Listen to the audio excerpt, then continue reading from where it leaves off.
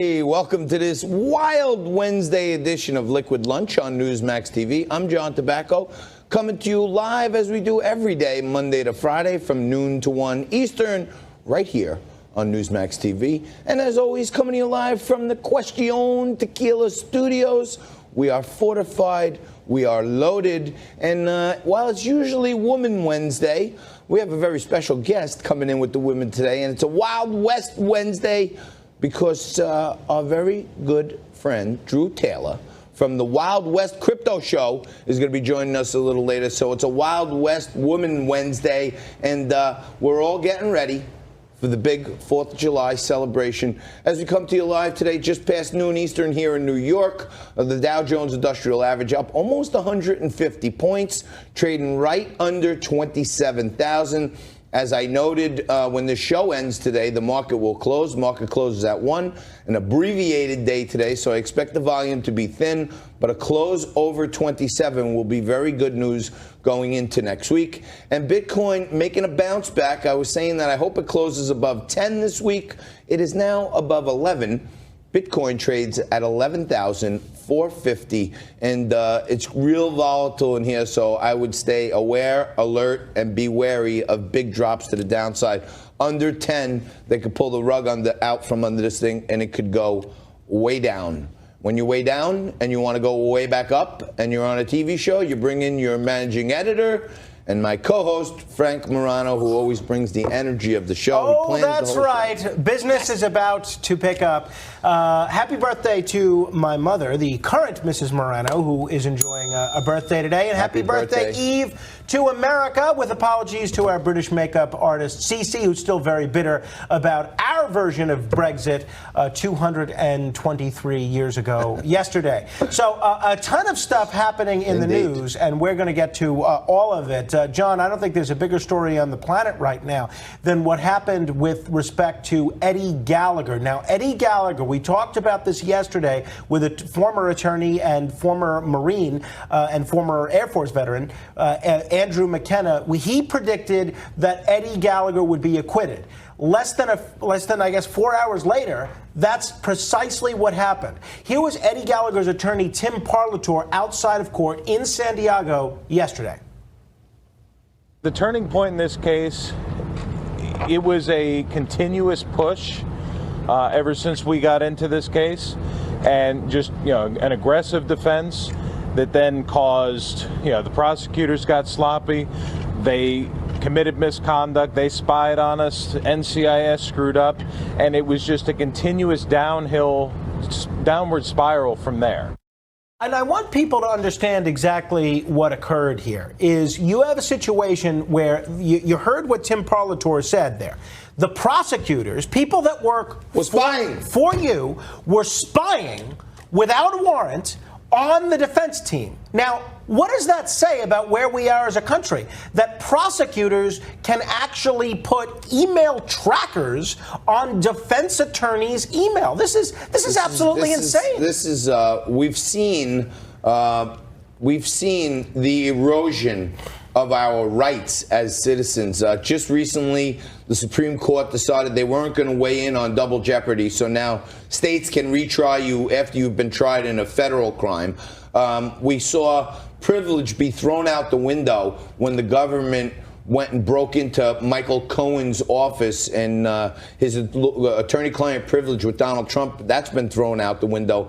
And now we have the federal government spying on a defendant's attorney. And despite all that, the best justice system in the world works again, because a jury of his peers says that Eddie Gallagher is not guilty and he's acquitted. And thank goodness for that. Such a good point, John. Now, this is a Navy SEAL, a war hero. Now, we shouldn't have even been in Iraq in the first place, in my judgment. I think if Saddam Hussein were still in charge, ISIS never would have taken hold throughout Iraq, and you wouldn't have seen, you kind of do. He had a pretty tough record in fighting terrorism, and you certainly wouldn't have seen Iran become the regional power that they have in the Middle East. But But what are we going to do? We're going to send warriors like Chief Gallagher to the Middle East to kill terrorists. And even though they knew, because one of their own witnesses said it, that Chief Gallagher didn't actually kill this terrorist, they still put him on trial for war crimes. Listen to Chief Gallagher's wife describe what this ordeal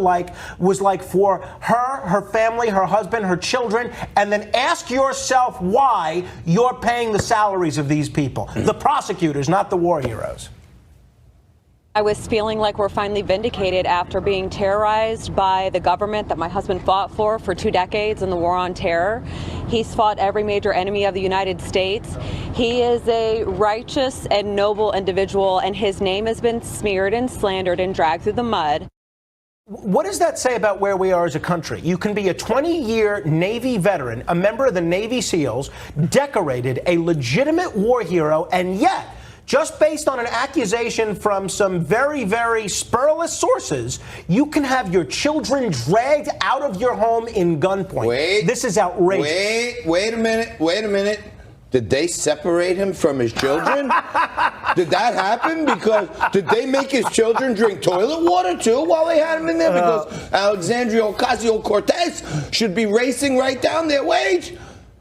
A military veteran who put his life on the line for years for our freedom is spied on in a trial. His kids are taken away from a terrible ordeal for the family. And you would think when a guy goes out there and puts a target on his chest and wears the U.S. flag on his sleeve, you would think he'd get the benefit of the doubt from our own government. But you know what? Justice prevails, as always. And this is the people's court right here, and the people win again. Well, and my final comment on this, John, has to be not just with respect to Eddie Gallagher, but you take the worst criminal in the world, which Eddie Gallagher certainly isn't, and something has got to be done about this prosecutorial misconduct, because especially at the federal level, these prosecutors think they can get away with absolutely anything. And until we, the public, say we're not going to take it anymore and we're going to hold these prosecutors accountable, then they're just going to keep pushing that envelope. Now, speaking of pushing the envelope, John. Let's bring the Eddie Gallagher topic to a close. Court dismissed, yes. Case dismissed. Speaking of pushing the envelope, John, we were all set to tell you about the situation with the census because, as we explored with Dr. Baker the other day, the Supreme Court ruled on Friday that essentially you were not allowed to ask in the United States census if you're an American citizen. Pretty remarkable decision. How is this even normal? How is this normal? How is this normal? Well, we can't ask you if you're a citizen. Right. Oh, hello, excuse me. We're the federal government. Would you mind if we asked if you're a citizen? That doesn't sound crazy to me. It doesn't sound crazy to me either, and what's one of the reasons we actually did this as a country for a pretty lengthy part of our country's history. But, so we were all set to tell you right before the show about how the census is going forward without the citizenship question, and then the president, stealing our thunder as he always does, brings us a little bit of breaking news and tweets this right before the show. This is what he tweeted right before we got on air. The news reports about the Department of Commerce dropping its quest to put the citizenship question on the census is incorrect, or to state it differently, fake. We are absolutely moving forward as we must because of the importance of the answer to this question. So essentially, it looks like the president is prepared to defy the Supreme Court and have the Commerce Department go forward and ask people if they're John Roberts flipped and demonstrated another case of judicial activism, voted with the 4 liberal justices on the panel, and that just kicks it back to the lower court. And all he said is they got to make a better argument. They don't need an argument. There's a statutory case there where all the Department of Commerce has to do is give a reason why they want it. Wilbur Ross gave the reason. John Roberts didn't like the reason. So we go round and around. But Trump, as always, wins, and we keep winning with Trump. So I'm sure we'll ask the question, or we'll delay the census for a little while. Who knows? And then finally, John, we got an action-packed show. Laura Loomer is going to be here. Jen Kearns is going to be here. The number 2 ranked female eater in all the world is scheduled to be here, as you indicated, the crypto cowboy. But I might challenge her to a hot dog off. Well, hey, my money's on her. Although they're not allowing you to bet on that. I could do 6, I think. But it's not just the number; it's the speed. Yeah. But the production for this fine television show is largely done by the men and and women of Fuzz on the Lens production, and they have a film out that's available also in all sorts of different platforms. It's called Abnormal Attraction, and now the trailer to this film is appearing in multiplexes all over the country. Let's have a sneak peek at the trailer to Abnormal Attraction. I've had a lot on my mind recently, and I accidentally scheduled an AA meeting tonight that I can't make. Look, I'm sorry. If you cover this for me, I'll cover your meetings for a week. Just so you know, it's kind of a weird group of people, so it's not actually here. What? I'm Dr. Stanley Cole, and I am an alcoholic. Those give me goosebumps, and I give them goose humps. I can't get her out of my mind. Red. Vampires. They really make my blood boil. What the hell you got me into here? My wife caught me watching a game on my free time. She'd put me to sleep. Little trouble in dreamland. We found monster cheese. We are not meant to be with these creatures. This is a sickness. They do not exist to be our slaves. I got you! Monster mashers? Well, why didn't you say so? Just hop on in, sit on my face. Okay, who's next?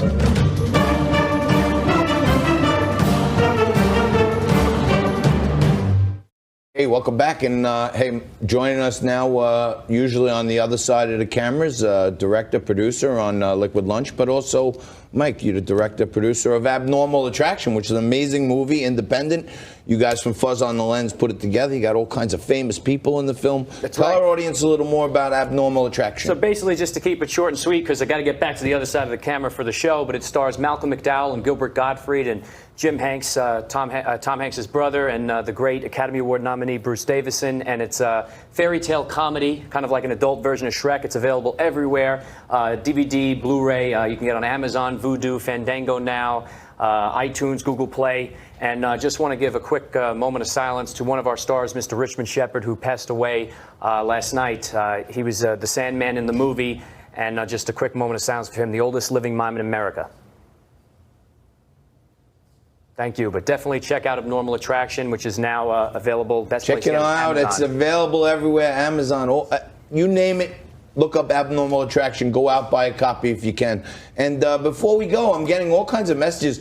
We have a whole slew of viewers who are telling me they're in the Bahamas, the Vaccaro family, the Mandia family. Everybody's down there watching the show today. We have a whole bunch of people like the ferries down in Long Beach Island, and everybody's getting ready for the big 4th of July celebration. Liquid Lunch and Laura Luma coming at you right after this.